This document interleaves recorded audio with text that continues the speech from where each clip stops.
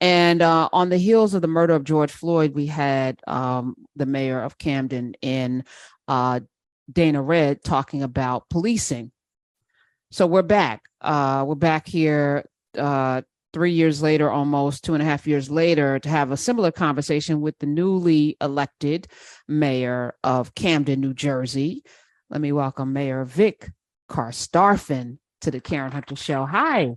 How you doing, Karen? Thank you for having me today. Oh, thank you. Thank you for answering the call. Because Camden has been held up as a model of abolishing police and how it can work. And I've read the stat. I don't know if it's accurate, but violent crime has been reduced by 42% since y'all just disbanded and defunded the police.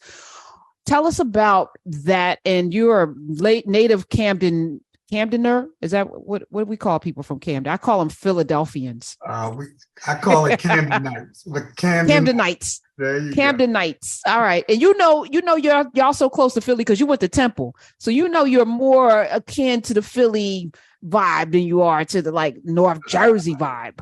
I'll take that, Karen. But we got our own good thing going over here. And I respect all my That's a fact. Philadelphians. You're right. I went to school over there and I know so many Philadelphia, natives over there. Got a lot of good folks there. So it's all good. But all right. Yep. So tell us what actually transpired and where are you now with like how do police function if you don't as you mentioned, going back to Mayor Red's tenure, we started our community policing, a form of policing model that we've that started, and really it's just about engaging, and people talk about it, engaging in a community, but we've taken it to a level of just developing strong relationships with our stakeholders, gaining that trust, the confidence in our residents and our business community, our community stakeholders, getting out consistently in the community and really working on it. What I gathered when I became a councilman and then I became mayor and just getting close to our police department is just seeing the methods that they use. I mean, we were one of the first to wear body cameras in the country. We're constantly working on de-escalation techniques. We have a virtual simulator training simulator that our police officers actually go over scenarios constantly. And throughout the usage of our body cameras, going back and going over what went wrong, how do we get better? And that's been ingrained. So along with that, and along with engaging our community, I mean, we've seen this year is our lowest level of crime in 50 years. And I have to say, we've been a model for other agencies, around the country. And we've had agencies from Germany come just to see how we've done as far as building trust in our community. And, having our reflection of our department looking like our community, the Black and Brown community. I know, first of all, I want to, send my condolences to the Nichols family for the senseless, violent crime that unfolded in Memphis. And I see, unfortunately, that happened. And unfortunately, you saw men of color from their PD. And again, that gets back to you have to be consistent. I call it the 3 C's, Karen. You got to be caring, you got to be committed, and you got to be consistent about what you're doing. And our police department has done that. And I'm constantly in tune with our chief of police, which was our first Hispanic police chief, Gabe Rodriguez. We're always on the same page. We're always supporting each other within this administration and getting out there and empowering our youth. You get out there in that 14, 15, 12, 13 year old age bracket.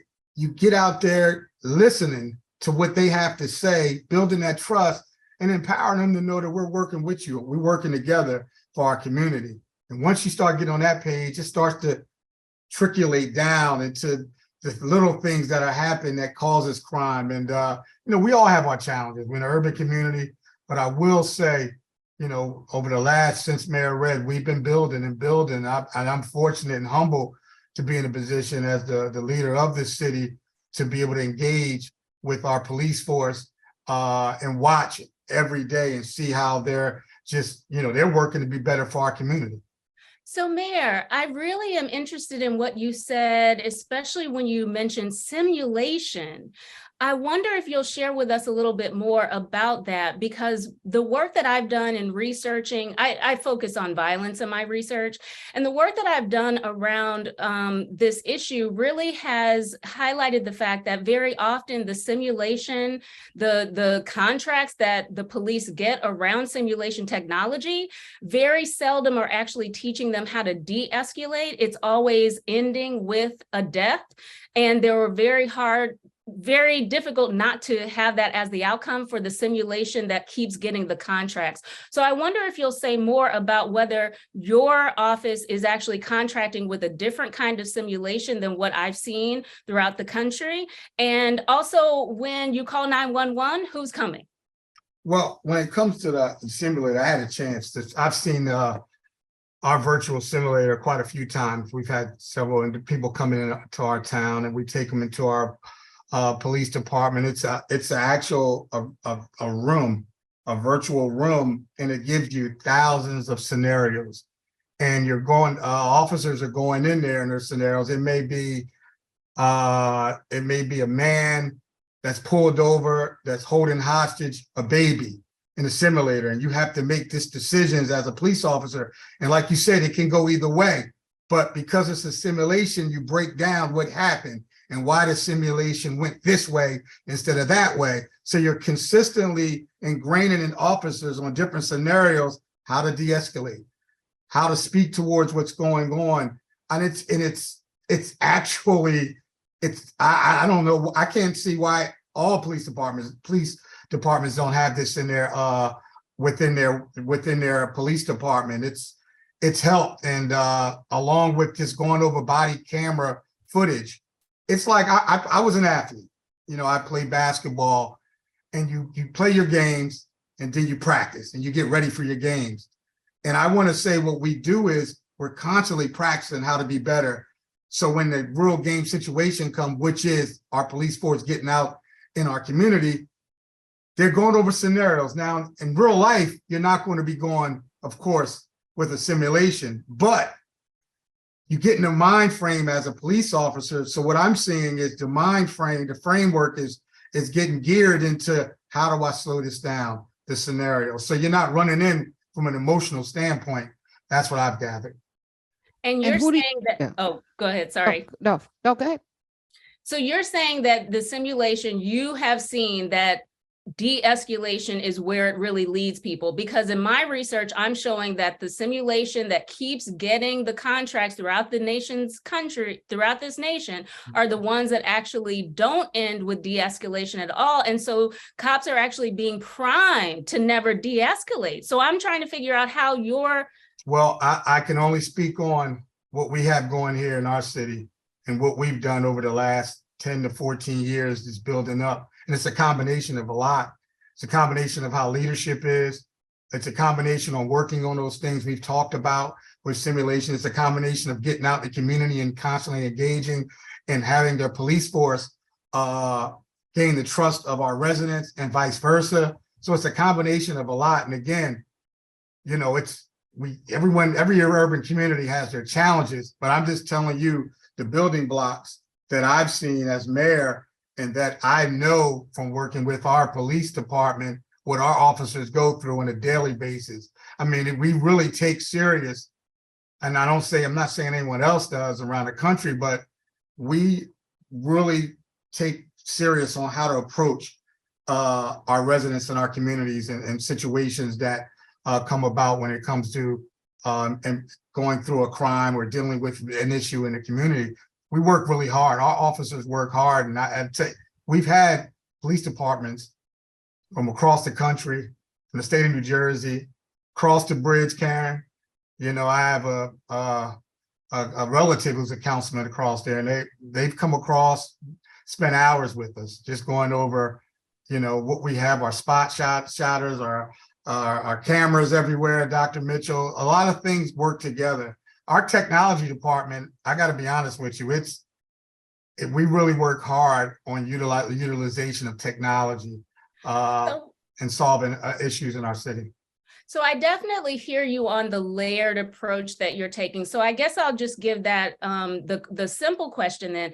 If we're thinking about Camden as a space where there's less traditional policing, when one calls 911, what is the response then? Like, who's coming? Is it the police or is it something else? How should we think about it in those terms? Our police are coming. From 911, our police are coming. Anytime there's any shots fired, our shot spotters, our police are there within minutes. If there's any shots fired in our community. So, you know, and again, our residents, over the years, we've gained trust where our residents are making those calls and they feel comfortable. You know, it's funny, I have captains and sergeants because our police department is in the community so heavily that, you know, residents call them and they're calling them on the phone because they have that relationship. So that's important. That's important. I was going to ask you, we're talking because we don't have a lot of time. Mayor Vic Carstarphen is here. He's the mayor of Camden, New Jersey, which defunded and disbanded his police. And then you put it back together. Like, I'm still not clear about, did the state take over? What, you know, who funds the police now? Because you have to pay salaries and things. Like, who's in charge? Well, that comes under our budget, a city budget. We dismantled our police department and created a county police department. Instead of this Camden City, we are Camden County Police Department. Okay. All right. So it's a little semantics, right? Little bit semantics. So how does it function differently? And what do you attribute to the reduction in violent crimes and having the lowest crime rate since in the last 50 years? What do you, is it the community piece? Because the brothers that killed, and I'm calling them brothers because they look just like my brother, who killed Tyree in Memphis, were from the community. Yeah. One thing we've always talked about is situations like this. It's on the flip side. You know, we've had so many cases. When I say the flip side, you haven't seen as far as our culture, black on black. You know, and if this is the first that I've seen, well, usually it's the other way around, and where everyone's the racial tone of what's going on. But just this goes to show in some enforcement areas and law enforcement, it's ingrained, and it starts at the top. This is not a white, black, brown issue. This is an internal issue that goes back, you know, in some instances, in some of the police departments, it's the conditioning, and that conditioning, you know, has to be broken of how police officers react and are acting. And I'm still struggling with this, because a thing founded with the expressed intent to destroy and to hunt down Black bodies, I don't think can be reformed. No. And, you know, so I struggle with this notion that somehow if we just have better training, it's baked in. The brutality is baked in. It was founded under this violence. So the only thing to do is to completely reimagine what policing looks like. And I feel like Camden has done it in a de facto way. You still got police, they still got uniforms, and they're still driving cars, and they got guns and tasers and all the same equipment, but they're in the community and part of the community, like really entrenched in the community, which is different. But we can't duplicate that town to town, can we? I tell you, it's a different culture of policing in our city.